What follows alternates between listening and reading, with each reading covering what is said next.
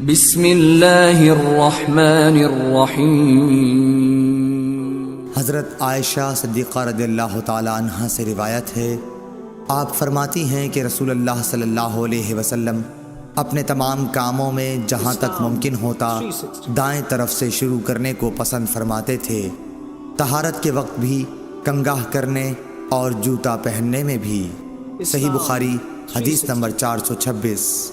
ہم سے محمد بن مسنہ نے بیان کیا، کہا ہم سے یحییٰ بن سعید قطان نے ہشام بن عروہ کے واسطے سے بیان کیا، کہا کہ مجھے میرے باپ نے حضرت عائشہ رضی اللہ تعالی عنہا سے یہ خبر پہنچائی کہ ام حبیبہ اور ام سلمہ دونوں نے ایک کلیسا کا ذکر کیا جسے انہوں نے حبشہ میں دیکھا تھا۔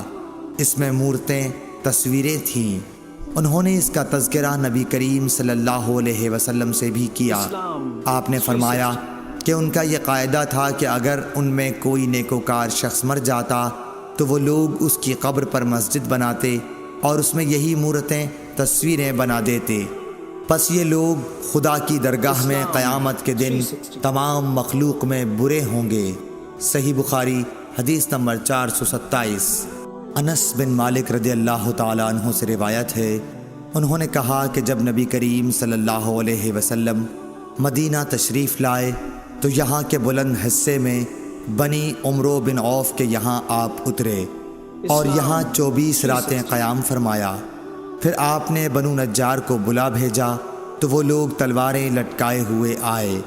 انس نے کہا گویا میری نظروں کے سامنے نبی کریم صلی اللہ علیہ وسلم اپنی سواری پر تشریف فرما ہیں، جبکہ ابو بکر صدیق رضی اللہ تعالی عنہ آپ کے پیچھے بیٹھے ہوئے ہیں اور بنو نجار کے لوگ آپ کے چاروں طرف ہیں، یہاں تک کہ آپ ابو ایوب کے گھر کے سامنے اترے اور آپ یہ پسند کرتے تھے کہ جہاں بھی نماز کا وقت آ جائے فوراً نماز ادا کر لیں۔ آپ بکریوں کے باڑوں میں بھی نماز پڑھ لیتے تھے۔ پھر آپ نے یہاں مسجد بنانے کے لیے حکم فرمایا، چنانچہ بنو نجار کے لوگوں کو آپ نے بلوا کر فرمایا کہ اے بنو نجار، تم اپنے اس باغ کی قیمت مجھ سے لے لو۔ انہوں نے جواب دیا، نہیں یا رسول اللہ، اس کی قیمت ہم صرف اللہ تعالیٰ سے مانگتے ہیں۔ انس رضی اللہ تعالی عنہ نے بیان کیا کہ میں جیسا کہ تمہیں بتا رہا تھا یہاں مشرکین کی قبریں تھیں۔ اس باغ میں ایک ویران جگہ تھی اور کچھ کھجور کے درخت بھی تھے۔ پس نبی کریم صلی اللہ علیہ وسلم نے مشرکین کی قبروں کو اکھڑوا دیا، ویرانے کو صاف اور برابر کر دیا اور درختوں کو کٹوا کر ان کی لکڑیوں کو مسجد کے قبلے کی جانب بچھا دیا اور پتھروں کے ذریعے انہیں مضبوط بنا دیا۔ صحابہ پتھر اٹھاتے ہوئے رجز پڑھتے تھے اور نبی کریم صلی اللہ علیہ وسلم بھی ان کے ساتھ تھے اور یہ کہہ رہے تھے کہ اے اللہ، آخرت کے فائدے کے علاوہ اور کوئی فائدہ نہیں، پس انصار و مہاجرین کی مغفرت فرمانا۔ صحیح بخاری حدیث نمبر 428۔ انس بن مالک رضی اللہ تعالی عنہ سے روایت ہے، انہوں نے کہا کہ نبی کریم صلی اللہ علیہ وسلم بکریوں کے باڑوں میں نماز پڑھتے تھے۔ ابو طیاح یا شعبہ نے کہا، پھر میں نے انس کو یہ کہتے سنا کہ نبی کریم صلی اللہ علیہ وسلم بکریوں کے باڑے میں مسجد کی تعمیر سے پہلے نماز پڑھا کرتے تھے۔ صحیح بخاری حدیث نمبر 429۔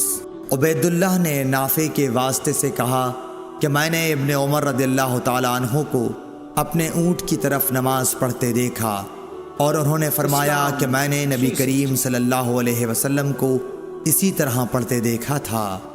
صحیح بخاری حدیث نمبر 430۔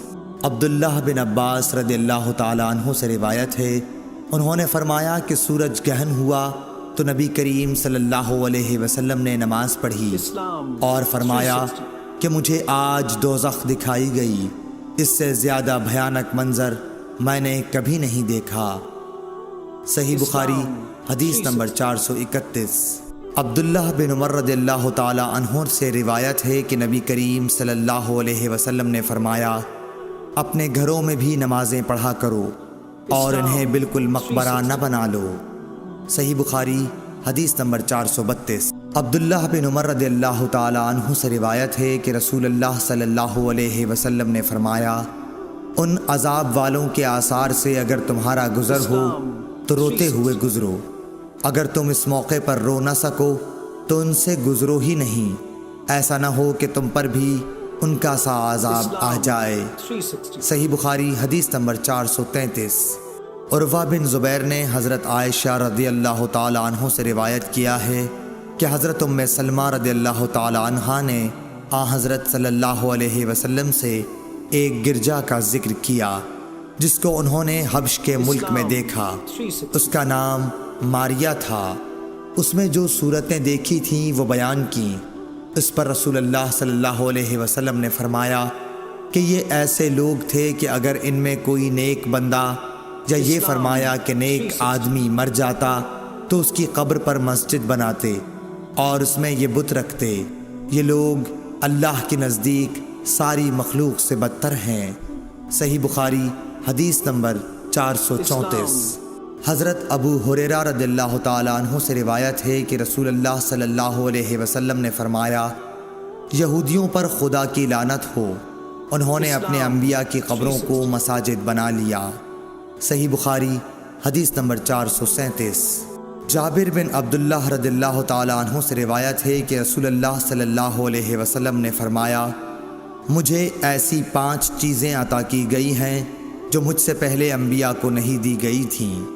نمبر 1، ایک مہینے کی راہ سے میرا روب ڈال کر میری مدد کی گئی۔ نمبر 2، میرے لیے تمام زمین میں نماز پڑھنے اور پاکی حاصل کرنے کی اجازت ہے، اس لیے میری امت کے جس آدمی کی نماز کا وقت جہاں بھی آ جائے اسے وہی نماز پڑھ لینی چاہیے۔ نمبر 3، میرے لیے مال غنیمت حلال کیا گیا۔ نمبر 4، پہلے انبیاء خاص اپنی قوموں کی ہدایت کے لیے بھیجے جاتے تھے، لیکن مجھے دنیا کے تمام انسانوں کی ہدایت کے لیے بھیجا گیا ہے۔ نمبر 5، مجھے شفاعت عطا کی گئی ہے۔ صحیح بخاری حدیث نمبر 438۔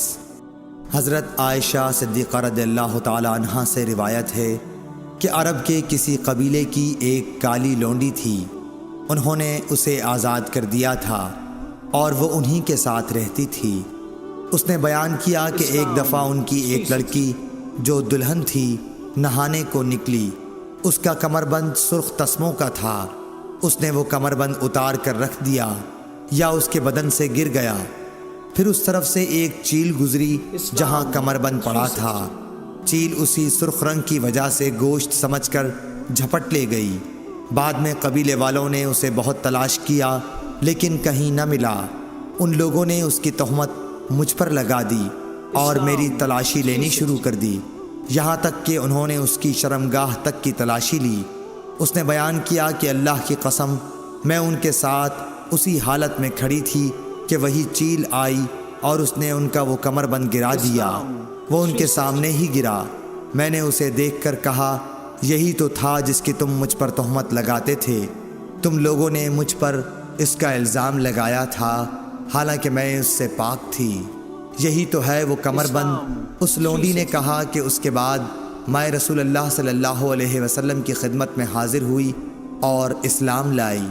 حضرت عائشہ رضی اللہ تعالی عنہا نے بیان کیا کہ اس کے لیے مسجد نبوی میں ایک بڑا خیمہ لگا دیا گیا، یا یہ کہا کہ چھوٹا سا خیمہ لگا دیا گیا۔